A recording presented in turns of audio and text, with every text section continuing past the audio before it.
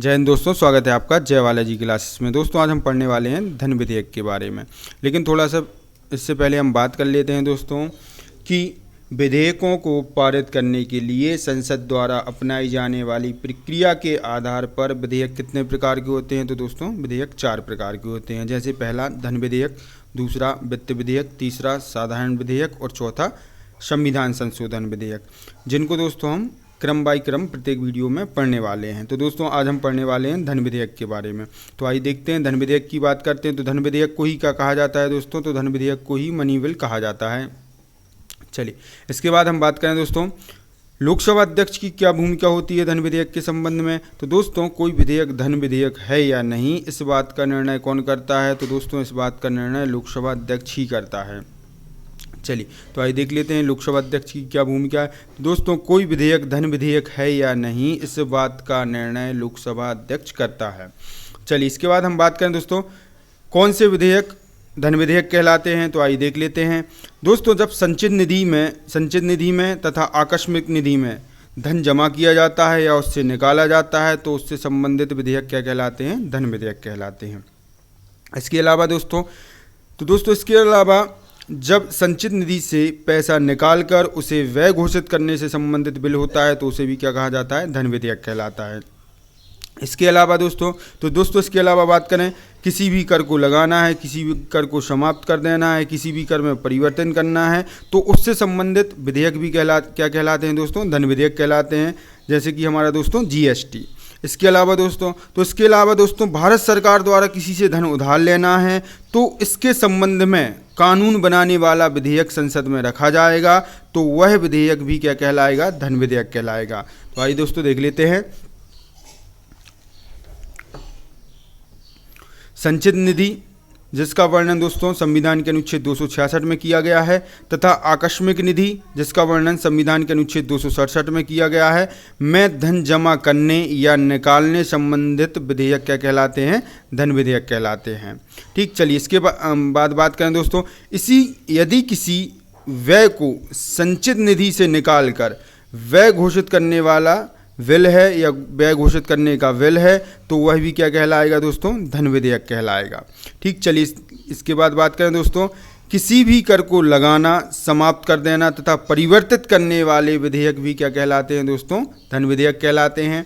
चलिए इसके अलावा बात करें दोस्तों, भारत सरकार द्वारा किसी से धन उधार लेना है तो इसके संबंध में विधि अर्थात कानून को बनाने वाले विधेयक संसद में रखा जाएगा तो वह विधेयक भी क्या कहलाएगा दोस्तों? धन विधेयक कहलाएगा।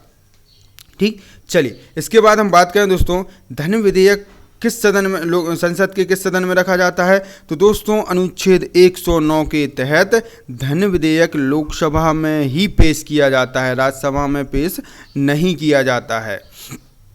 तो आइए बात कर लेते हैं दोस्तों कि अनुच्छेद 109 के तहत धन विधेयक लोकसभा में पेश किया जाता है, राज्यसभा में नहीं। तो दोस्तों यहाँ पर राज्यसभा की क्या भूमिका होती है धन विधेयक के संबंध में? तो दोस्तों राज्यसभा की बहुत ही निम्न भूमिका होती है धन विधेयक के संबंध में, आइए समझ लेते हैं। तो दोस्तों जब लोकसभा से पारित धन विधेयक राज्यसभा में भेजा जाता है और राज्यसभा के लिए दोस्तों यह आवश्यक है कि उसे धन विधेयक की प्राप्ति की तिथि से 14 दिन के अंदर अंदर विधेयक लोकसभा को लौटाना होता है। ठीक, इसके अलावा दोस्तों राज्यसभा क्या सकती है? तो दोस्तों राज्यसभा धन विधेयक में संशोधन के लिए सुझाव दे सकती है, लेकिन उन सुझावों को स्वीकार करना या ना करना लोकसभा की इच्छा पर निर्भर करता है। इसके अलावा दोस्तों संविधान में यह भी व्यवस्था की गई है कि यदि धन विधेयक पारित होने के बाद 14 दिन के अंदर राज्यसभा सिफारिशों सहित या सिफारिशों के बिना धन विधेयक लोकसभा को न लौटाए तो निश्चित तिथि के बाद अर्थात 14 दिन के बाद वह विधेयक दोनों सदनों से पारित मान लिया जाता है। ठीक है, तो ये हो गई दोस्तों राज्यसभा की बात। तो राज्यसभा के बारे में हमने छोटे रूप में लिख दिया है कि लोकसभा से पारित धन विधेयक राज्यसभा में भेजा जाता है तो राज्यसभा द्वारा 14 दिन के अंदर सिफारिशों सहित या रहित लोकसभा को लौटा दिया जाता है। ठीक है, चलिए इसके बाद हम बात करें राष्ट्रपति की क्या भूमिका होती है धन विधेयक के संबंध में।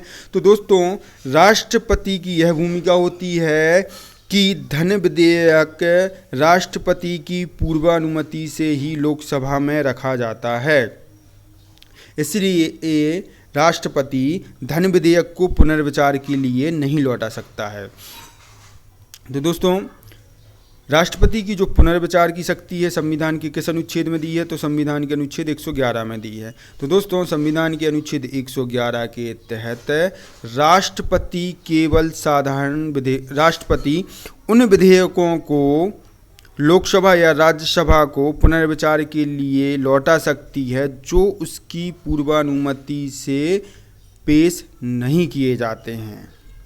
ठीक, तो कुछ विधेयक होते हैं दोस्तों जो राष्ट्रपति की पूर्वानुमति से संसद के सदन में रखे जाते हैं, जैसे धन विधेयक जो है दोस्तों राष्ट्रपति की पूर्वानुमति से ही लोकसभा में पेश किया जाता है, इसलिए राष्ट्रपति धन विधेयक को पुनर्विचार के लिए नहीं लौटा सकता है। ठीक है दोस्तों, आगे समझ में तो आइए देखते हैं राष्ट्रपति के बारे में, राष्ट्रपति की क्या भूमिका है धन विधेयक के संबंध में। तो दोस्तों, राष्ट्रपति के आदेश अर्थात पूर्वानुमति से ही धन विधेयक लोकसभा में रखा जाता है, इसलिए राष्ट्रपति धन विधेयक को पुनर्विचार के लिए नहीं लौटा सकता है।